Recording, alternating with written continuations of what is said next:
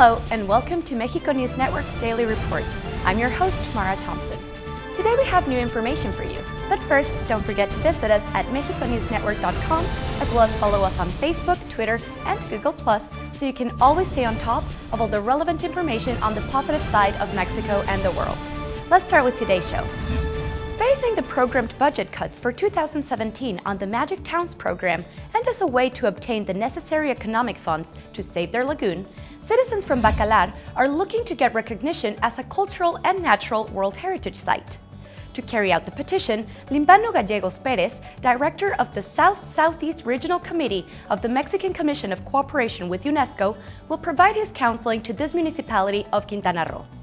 On an exclusive interview for Mexico News Network, Gallegos Perez stated that Bacalar does deserve this recognition. He even underlined the urgency of this title, given that it would serve to protect the Lagoon of Seven Colors, its main tourist attraction. For a place to be included on the World Heritage List, sites must be of outstanding universal value and meet at least 1 out of 10 selection criteria. Documentation needs to be completed from scientific and methodological standpoints.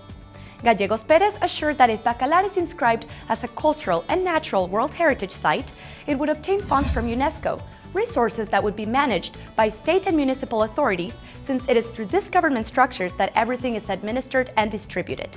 The interviewee finalized by saying that there are great expectations for Bacalar. In view of the strong touristic flow in Cancún, more and more European countries are interested in having some kind of diplomatic representation in this popular destination. So guess what? Before the year comes to an end, Russia and Italy will have consulates in this beachy paradise. Silvia Saldaña Gutierrez, Quintana Roo's delegate of the Mexican Secretariat of Foreign Affairs, declared that because Cancún receives 70% of all international tourists that come to Mexico, a lot of nations are interested in having a consulate to support their fellow countrymen in case it's needed. She added that both for the state and the country, it is important to protect and care for the tourists, which the Consular Corps has successfully consolidated by generating more ways to support the travelers. With the Russian and Italian consulates, Cancún will have a total of 39 diplomatic representations, making it one of the cities with the biggest number of diplomatic offices, right behind Mexico City, Monterrey, and Guadalajara. Saldaña Gutierrez mentioned that other countries have manifested their interest in having a diplomatic office in the famous beach destination, and that by the end of the year, they'll know how many more will assign a consul. So this is definitely great news for our friends from abroad who would like to come visit Cancún. Speaking of great, here's a wonderful story.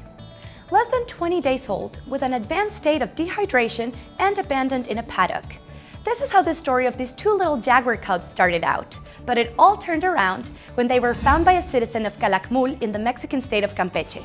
This responsible citizen immediately gave notice to Garra del Jaguar, a community vigilance team who in turn informed the Mexican National Commission of Protected Natural Areas of the situation so they could take care of the felines.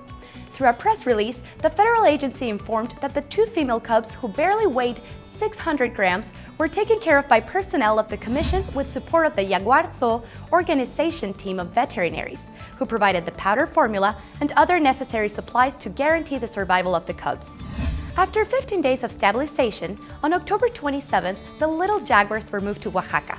With a weight of 1.2 kilograms, the cubs were received by the Jaguars team of experts and the Fundación Jaguares en la Selva AC, who designed a rehab protocol to ensure this process will not affect their livelihood and performance after they are released back into their natural habitat.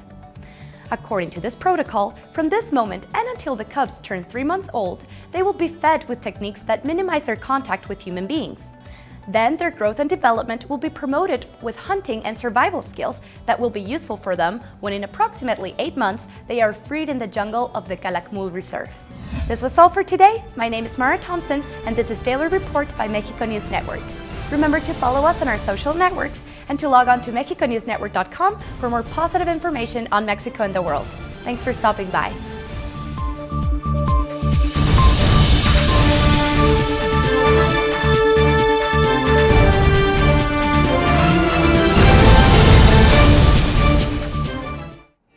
If you liked our content, remember to like and subscribe. If you want to always stay on top of the daily news, visit our playlist. For an in-depth analysis of the travel industry in Mexico, check the playlist of our Travel Insider or take a look at our written articles if you don't want to ever miss any detail of what's happening in Mexico and the world.